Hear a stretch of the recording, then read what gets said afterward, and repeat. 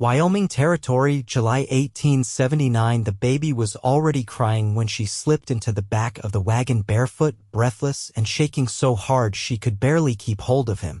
Prudence Valen gripped the infant tighter, pressed his damp cheek to her shoulder, and scanned the dark stables behind her. No one. Just the creak of wind through the slats and the soft snort of a horse. She ducked lower beneath the canvas cover and pulled an old quilt over her head, burying them both beneath the smell of dust and dry oats. "Shoo, baby," she whispered. "We are almost safe." But she did not believe it. Not yet. The child Hayden blinked up at her, wide-eyed and confused, still swaddled in the brown gingham blanket she grabbed from the cradle. He was only 6 weeks old, too small to know what she had taken him from. Too young to understand what she was risking. She had not planned to run. Not until she overheard the sheriff and Judge McCleary talking outside the marshal's office that morning. Her heart had dropped to her boots when she heard it, how they planned to return the child to the Winton family by sundown. "No proof she ever married the brother," the judge said. "Even if she did, she is not fit. No land, no money, no kin. That was all it took. A few words and they were ready to rip Hayden from her arms like he was nothing but a sack of grain." She had run. Out the back door of the boarding house, across the alley, and through the livery yard. She had not looked back. Now, hiding in a stranger's wagon, she held Hayden close and prayed the owner would not find them. But he did. The wagon shifted beneath her as someone climbed up onto the front bench. She froze. The reins jingled, then silence. A pause. Then a voice, low and firm. "Whoever is back there, I would rather not shoot you, but I will if I have to." Prue's heart lurched. She threw off the quilt, shielding Hayden with her body. "Please, please do not, he is just a baby." The canvas parted. A tall man, silhouetted against the fading light, looked down at her with startled eyes. He held a rifle in one hand, but when he saw the child, he lowered it. "What in God's name?" he muttered. "I will leave," she said quickly. Just give me 1 minute. I thought this wagon was empty. I swear it. I did not mean any harm." The man studied her. His face was sunburned, jaw rough with days of stubble. He wore a dusty trail coat and a hat pushed back on thick dark hair. He looked about 30, maybe a little older. Strong. Tired. But not cruel. "You running from someone?" he asked quietly. Prue hesitated, then nodded. He sighed and looked out toward the barn doors. "You got a name?" "Prudence. Prudence Valen." He nodded once. "Victor Kane." He glanced at the baby again. "That yours?" "Yes." He did not ask how or why. Just motioned for her to stay down and pulled the canvas flap closed again. Prue sat completely still, heartbeat thudding. Then the wagon jolted forward. She blinked. "Where are you going?" Victor's voice drifted back. "Out of town. You want to stay hidden, you better keep quiet." Prue swallowed hard and drew Hayden closer. The baby had fallen asleep, his breath warm against her neck. She stared at the canvas above her, not knowing whether to cry or thank every star in the sky. Victor Kane did not speak again until the town lights were far behind them and the road turned to prairie dirt. He pulled the wagon to a stop beside a cluster of cottonwoods near a dry creek bed. He climbed down, then came around and opened the back. "You can come out now," he said. Prue climbed down, stiff and aching. Hayden stirred in her arms. The prairie stretched out around them, brush and grass swaying in the wind. No buildings. No signs of pursuit. Victor pulled a tin cup from his saddlebag and handed her a canteen. "Drink," he said. She took it gratefully, hands trembling. "Thank you." He watched her a long moment. "You want to tell me why you were hiding in my wagon?" She hesitated, then nodded. "I was married to Thomas Winton. He died in March. His family does not believe we were married. They want to take Hayden." Victor's jaw tightened. "They saying he ain't yours?" "They are saying I have no right. Because I have no land, no money, no father to speak for me. Just a marriage certificate they claim is false." He looked at Hayden again. "You took him to protect him?" "Yes." Victor walked a few paces away, stared out over the ridge. The sun was gone now, and the prairie was washed in silver moonlight. He turned back to her. You got anywhere to go? No, he nodded once. Then you were staying with me. Prue blinked. What? I do not leave women and children behind, he said simply. Especially ones being hunted. She stared at him. Why would you help me? Because someone should. Prue looked down at Hayden. The baby stirred, then yawned, curling a fist against her collarbone. Victor started gathering firewood. You can sleep in the wagon tonight. I will keep watch. Prue's throat tightened. Thank you. He nodded without looking back. You are safe now, Miss Valen. That night, she lay on the floor of the wagon, Hayden curled against her chest, and listened to the wind whisper through the cottonwoods. Outside, Victor sat with his rifle across his knees and a steady fire at his feet. She did not know him, but for the first time in days, she was not afraid. And somehow she already trusted him. Dawn painted the sky in thin stripes of lavender and ashes. Prudence stepped down from the wagon bed, careful not to wake Hayden. She had wrapped him snug in the quilt and laid him in a wooden crate lined with Victor's spare coat. The child's chest rose and fell evenly, a faint sigh escaping his lips with each breath. Victor stood a short distance away, knee-deep in the creek's dry bed, one boot braced on a sun-whitened rock as he poured clean water from his canteen into a shallow tin pan. When he looked up, his eyes were edged with fatigue, but clear. You rest at all? She asked, voice husky from sleep. He shook his head. Didn't plan to. Trail forks west of here. If they rode out last night, they'll have hit one of the splits by now. We'll move north when the sun's higher. She folded her arms across her middle. You think they'll follow? He didn't answer right away. Instead, he dipped a rag into the water, wrung it out, and began wiping dust from his hands. Depends how much they want the boy. Her eyes dropped to the dirt. They want him like property. Something with a name and weight to pass on. Victor's brow furrowed. That why they won't let you keep him? They say I've got no standing. That I'm not proper. Thomas's name is theirs and so's the child. Victor tossed the rag back into the pan and leaned against a smooth boulder. You weren't raised around here, were you? She looked back at him, surprised. No. Kentucky. Came west with my uncle after the war. He died of fever outside Fort Laramie. He nodded. Figured it wasn't Wyoming brought that softness to your voice. Prudence blinked. Is that a kindness or a warning? Neither, he said. Just truth. She stepped closer to the crate and brushed a finger along Hayden's cheek. The morning air was still cool, but the sun was creeping higher. You've got a place? Cabin west of Medicine Bow. Not much. Roof holds. Got a shed, some pasture. She nodded slowly. You live alone? He shifted his weight. Ever since my brother left for Idaho. Used to be the two of us worked cattle for the railroad. He married. I stayed. She turned toward him. Why didn't you? He studied her, eyes steady. Didn't see the point in tying someone down to fence posts and dry seasons. That what you think marriage is? Depends who it's with. The quiet between them stretched, not uncomfortable but waited. A bird trilled from the cottonwoods, high and sharp, and somewhere farther west a coyote yipped once, then vanished. Prudence brushed her skirt smooth and glanced toward the wagon. How far's your place? 3 days slow. 2 if we push. She stepped toward the fire pit where a few embers still glowed beneath last night's ash. I'll help with camp. If I'm riding in your wagon, I'll earn the space. Victor didn't argue. He watched her gather kindling and twigs, then crouched and began feeding the fire. When we get to the cabin, he said, there's a neighbor. Widow named Mrs. Talbot. She keeps hens and knows more about babies than I ever will. I can manage Hayden, Prudence said, stiffening. I didn't mean, I know what you meant. But I can do it. I've done it since he was born. Victor nodded. All right? She stood and dusted her palms against her skirt. I could use her help for milk, though. He seemed to catch the edge in her voice and didn't press further. We'll stop by her place first. She's close enough to keep watch on the road.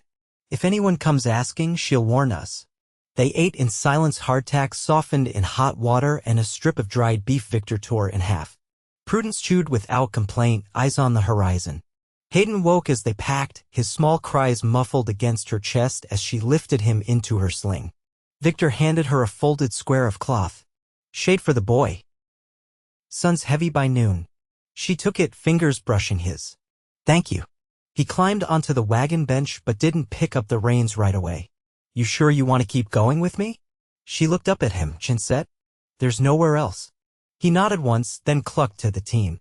As the wheels turned and the trail opened wide before them, she glanced back only once toward the smudge of smoke rising faintly in the distance where Laramie lay. She had fled with nothing but a baby and a name no one believed. But next to this quiet man who didn't ask for proof, she felt for the first time in weeks that her life wasn't slipping through her hands. She sat straighter and tightened her hold on Hayden. Whatever waited at the cabin, it would be hers to face. By midday, the wagon creaked over a narrow ridge that unwound into a long sweep of grassland, mottled with sage and broken by the occasional scatter of black rock.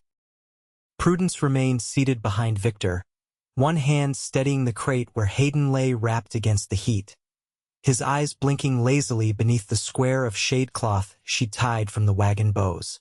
Victor slowed the team and turned slightly toward her without looking back. "We'll reach the Talbot place before supper. She's got a spring, and I need to check a fence not far from her north line." Prudence tucked a loose strand of hair into the knot at her nape. "You trust her. She buried 2 husbands and raised 4 boys to manhood. She doesn't waste time on lies, and she doesn't owe the Winton name a thing." She leaned her forearms on the edge of the wagon and studied the horizon. "Then I'll carry my own weight while we're there. I don't want to be spoken for." Victor nodded. "I wouldn't try." The road veered west, cutting through a shallow gully where the air ran still and dry. They passed a cluster of antelope, their sleek bodies disappearing over a rise with quiet grace. Hayden stirred once, then settled again, lulled by the movement. Prudence shifted forward. "What kind of work do you do now if you're not running cattle?" Victor gave the reins a light flick. "Mostly fence repair, some hauling. I break horses in the spring if the money's right. Sell timber off the high slope when the snow clears." She sat back, her voice quieter. "You've done it alone all this time?" "Not much choice." The wind picked up as they climbed out of the hollow. The light had turned flatter, the sun sliding behind a veil of cloud. Victor glanced upward and whistled low. "Storm's setting its teeth. We'll need to cover ground faster if we want dry shelter." They didn't stop again until the Talbot place came into view, a squat log house with a sod roof and a lean-to chicken shed beside it. Smoke curled from the chimney, and a black dog lifted its head from the porch as they approached, tail thumping once before it rose to bark. Victor eased the team to a stop and tied off the reins. "Stay with Hayden. I'll go in first." Prudence nodded and reached for the canteen to wet a corner of cloth. She wiped the boy's brow gently, then lifted him into her lap as Victor stepped down and crossed the yard. The widow opened her door before he reached it. She was slight and weathered, with iron gray hair braided tight and a man's coat thrown over her shoulders.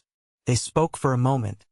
Then she looked past him toward the wagon and gave a short nod. Victor returned and offered his hand. "She says you and the boy can come in. There's bread on the stove and a place to rest." Prudence hesitated. "What did you tell her?" "That your name is Miss Valen. That you and the child are staying up at my place. That no one needs to know more." She studied his face. "And she didn't ask?" "She's not the asking kind." He reached up and offered his arm to help her down. "Come on. It's going to rain." Inside the cabin, the air was thick with the scent of yeast and wood smoke. The widow had already set out a tin of milk, a crock of butter, and a pan of warm cornbread. Her eyes flicked to Hayden, but she said nothing, only motioned toward a chair near the hearth. Prudence sat carefully, adjusting the sling so the baby could nurse. The widow poured water into a basin and passed over a clean cloth. "You'll want to wash up," she said. "There's lye soap on the sill." Victor stepped back toward the door. "I'll check that east fence while there's light. Won't be more than an hour." Prudence looked up from Hayden. "What if they come while you're gone?" "They won't," the widow said. She dipped her chin toward the rifle resting by the hearth. "If they do, they'll wish they hadn't." Victor's eyes met hers for a moment, something steady passing between them, then he nodded once and disappeared into the gray light. After he left, the widow moved about the kitchen with quiet efficiency. She didn't ask questions, but she watched. When Hayden finished feeding and fell asleep, she handed Prudence a folded linen square. "Lay him in the back room. It's cooler. I'll show you." The room was small and clean, a narrow cot against the far wall and a window cracked open to let in the breeze. Prudence laid him down gently, smoothing the quilt around his legs. She lingered a moment, one hand resting near the soft curve of his belly, then turned to find the widow watching her. "You keep him close," the woman said. "I have to. I can see that." They returned to the main room where the wind had picked up loose branches tapping the roof in uneven rhythm. The widow poured 2 cups of chicory and sat across from her. "You're not the first woman passed through with more truth than proof." Prudence wrapped her hands around the mug. "I never planned to run. No one ever does. But the ones who do it for a child they don't break easy." Outside, hoofbeats sounded faintly in the distance, then faded again. Prudence stood, heart hitching, but the widow didn't move. "Just Victor," she said. "He rides like a man who's known long roads." The door opened a moment later, and he stepped inside, dust streaked along his collar, one sleeve damp from rain. "Fence'll hold through the week," he said. "After that, I'll need a new post." He looked at Prudence, then toward the room where Hayden slept. "You ready to keep on tomorrow?" She nodded. "I am." The widow rose and began clearing the dishes. "Then you'll both sleep here tonight." Storms dug in. Victor's gaze lingered on Prudence's face, not with question, but with something quieter. Something that didn't need naming yet. She held it steady and unflinching. "I'll stay," she said. "If it's all right?" He nodded once. "It's all right?" That night, with the storm rattling the shutters and Hayden curled warm against her side, Prudence lay in the dark and listened to Victor's footsteps pacing soft across the front room. Not watching, not guarding, just staying. And for the first time, she thought maybe she could start building something that could hold. The next morning broke cold and clean, the storm having passed with little more than a hard wind and a short burst of rain that darkened the soil and left the scent of earth hanging in the air. Prudence woke to the sound of hens scratching just outside and the faint clatter of kindling being stacked. Hayden slept beside her on the cot, his lips parted, one hand curled tight around the edge of the quilt. She dressed quietly, smoothing her skirt and wrapping her shawl close, then stepped into the main room. Mrs. Talbot was already at the hearth, stirring something in a cast-iron pot. Victor sat near the window, oiling a length of rope, his movements slow and precise. He looked up when Prudence entered, his eyes sweeping her face like he was checking for signs of something she hadn't felt yet. "I set the wagon straight," he said. "We'll leave after breakfast. Should make the cabin by dusk if we don't stop long." She nodded and crossed to the basin to rinse her hands. Mrs. Talbot ladled stew into 3 chipped bowls and set them on the table. "It's rabbit," she said.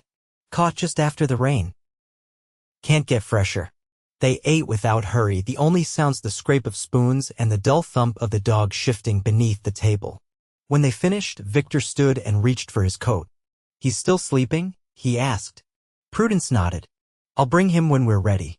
Mrs. Talbot leaned against the doorframe, arms crossed beneath her apron. "You'll want to stay out of the flats. The river crossings are soft this time of year. Take the ridge line past the split rock." Victor gave a short nod. "We'll do that." The widow's eyes flicked to Prudence. "You ride up there, best you make it yours. Don't leave room for questions." Prudence met her gaze, steady. "I won't." Outside, the earth was firm beneath their boots, the wagon wheels leaving shallow tracks in the damp soil. Victor adjusted the saddle blanket over a crate and secured it with a length of twine. "I'll walk the first stretch," Prudence said. "He'll stay calmer if I carry him a while." Victor didn't argue. He adjusted the reins and waited while she lifted Hayden from the cot, wrapped him against her chest, and tied the sling snug. The baby blinked once, then nestled into her collarbone, his breath warm against her skin. They left the Talbot place without ceremony, the dog watching from the porch and the widow framed in the doorway, arms folded, hair catching light like steel wool. No one waved. There was no need. The trail veered northwest, the land climbing gradual and dry. They passed a broken gate half buried in grass and a stand of cottonwoods with bark scarred from years of wind. As the sun rose higher, Prudence pulled her shawl over the baby's head and walked alongside the wagon, boots crunching over crushed stone and brittle twigs. Victor glanced down at her. You always this quiet when the road's easy? I'm thinking. About what?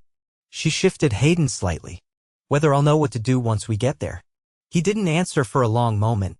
Then you'll figure it out as it comes. That's how most things work. She looked up, one brow raised. Is that how you live? It's how I've stayed standing.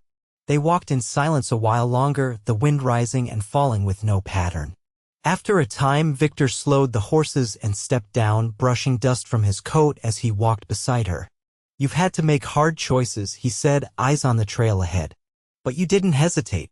I couldn't afford to. He nodded. That tells me something. She stopped walking, the wagon rolling a few paces ahead before easing to a stop. What does it tell you? She asked. Victor turned toward her, the brim of his hat shadowing his face but not hiding the way his mouth softened. That you've got a spine stronger than most men I've ridden with, and you're not afraid to carry someone else's weight. She studied him, searching for anything behind the words pity, obligation, some veiled intention. But all she found was steadiness. You barely know me, she said. I know enough. She lowered her gaze, then looked up again. What do you expect, Victor? When we get there, what do you want from me? He didn't move, didn't reach for her or step back. Nothing, he said. Unless you decide you want to stay. Then I'll make room. Her breath caught low in her chest. Not from fear. From the way the ground under her suddenly felt more real than it had in weeks. I've been running too long to trust easily. I'm not asking for your trust, he said. Just your company. For now. She nodded once. That I can give. They resumed walking side by side, the wagon creaking behind them. Hayden stirred, then settled again, his small hand resting against her collarbone. By late afternoon, the land changed. The grass grew taller, green laced with gold. A rail fence came into view, weathered but upright, with a row of wind-struck pines behind it. Victor stopped the team and stepped forward, resting a hand on the wood. This is it. Prudence looked past him. A small cabin stood in the clearing, roof sloped low against the wind, a narrow porch with a bench along one side. Smoke rose from a stone chimney, faint and slow. She walked forward, taking it in each board, each shutter, the empty clothesline strung between two posts. Victor unlatched the gate and held it open. No one's been here but me. You'll have space. She stepped through, heart thudding. It's quiet. It holds when the weather turns. That's more than most. He led her up the steps and pushed the door open. Inside, the air was cool and faintly scented with pine. A cot stood against the far wall, a table and two chairs near the window. A shelf of books lined one side, spines worn, pages yellowed at the edges. I'll bring in water, he said, already turning. She stepped farther in and stopped by the hearth. The baby stirred again, and she pressed a kiss to his hair. When Victor returned, he found her sitting in the chair by the window, Hayden asleep in her lap, the last of the light casting long shadows across the floor. He didn't speak, just set the bucket down and leaned against the doorframe. She looked up at him, not smiling, not softening, but steady. I'll stay, she said. Victor nodded. Neither of them said what it meant yet. But the door was closed behind her now. And that meant everything. The days that followed settled into a rhythm neither of them spoke aloud, but both felt in their bones. At first light, Victor fed the team and walked the fence lines. Prudence split kindling, boiled water, kept Hayden close. She learned to grind oats with the heel of her hand against a flat stone, to patch worn seams using thick thread and the light from the small window over the table. The cabin held a quiet that asked nothing of her but presence. She met it with her sleeves rolled and her jaw set, steady as the wind that came down off the hills. Victor didn't hover, but he didn't vanish either. He showed her how to set snares where the underbrush narrowed and how to spot the difference between a telltale rustle and a real threat. When she asked about the river that ran behind the far slope, he took her there, Hayden bundled against her chest, and pointed out the smooth stones where deer drank near dusk. You could plant here, he said one afternoon, crouched beside her as she ran her fingertips through the damp soil. Late beans, maybe? Garlic if the frost holds off. She looked at the line of alder trees marking the edge of the clearing. I haven't planted anything since I was a girl. You remember how? She nodded. It's not the remembering that's hard. Victor didn't press. He just stood, offered his hand, and helped her up the slope. They didn't speak of the Wintons. Not after their first day. It was Mrs. Talbot who brought the news, arriving on horseback with a parcel of dried apples and a letter from a distant cousin. She tied her mare to the post and stepped into the yard like she'd never left. They came through town, she said, handing Victor the letter. 2 men in coats too fine for the dust they kicked up. Asked about a woman with a babe and a soft voice. Victor didn't move. Prudence stood in the doorway, Hayden balanced on her hip. Mrs. Talbot looked at her. I said I hadn't seen anyone like that. And I told the sheriff the same. Prudence didn't speak, but her shoulders eased beneath her shawl. They won't come back, the widow went on. Not with the weather turning and no one willing to point a finger their way. They'll say they tried, and that'll be the end. Victor nodded. You'll stay for supper. Just long enough to rest the horse. That night, after the dishes were dried and Hayden tucked into the corner cradle Victor had built from milled pine, Prudence stepped out onto the porch, arms crossed against the cooling air. Victor followed a minute later, handing her a tin cup of steeped willow bark. Helps with the ache, he said, settling beside her. She took it, breathing in the faint bite of it. You always make things for other people? Only when they stay. She looked out toward the dark line of trees, the wind pulling through the grass in slow waves. Then, without turning, you meant what you said? About making room. Victor didn't hesitate. I meant it. She looked at him then, full. I've never been anyone's to keep. Not really. He studied her in the dark, the lines of her face softened by the firelight behind them. You're not mine to keep. But you're welcome to stay. For as long as you want. Her throat tightened. And if I want more than welcome? His voice was quiet. Then I'll meet you there. She stepped closer, the cup forgotten in her hand. I never had a man ask me for nothing but my company. Never had someone make space without asking me to fit myself smaller. Victor reached for her hand. You don't need to be less of anything. She let the silence stretch between them, warm and wide. Then she leaned in and kissed him. There was no fire in it, no desperation. Just steadiness. The kind that came after long miles and harder choices. The kind that came when the world finally stopped spinning and someone stayed at your side when the dust settled. He kissed her back, one hand steady at her waist, the other brushing a strand of hair from her cheek. When they parted, she rested her forehead against his. I want to stay, she whispered. You already have. They were married the following week, just the two of them and Mrs. Talbot standing witness beneath the cottonwoods. Victor shaved for the first time in months, and Prudence wore a dress she'd altered from a muslin sheet found in the back of the cabin chest. Hayden gurgled through the vows, swaddled in Victor's best coat. Afterward, they shared bread and honey at the table, the baby sleeping between them. Victor reached across and took her hand, fingers rough and sure. You ever think we'd end up here? He asked. She shook her head. No, but I'm glad we did. Years passed. The cabin grew fuller. They planted in the spring, harvested in the fall. Victor built a second cradle when their daughter came, then another when a third child followed, all dark-haired like him and wide-eyed like her. The fence held. The roof stayed solid. And every evening, when the day's work was done and the children asleep, Prudence and Victor sat on the porch, hands entwined, no words needed. The trail behind them was long, but the life ahead was theirs, whole, honest, and full of quiet, hard-earned joy.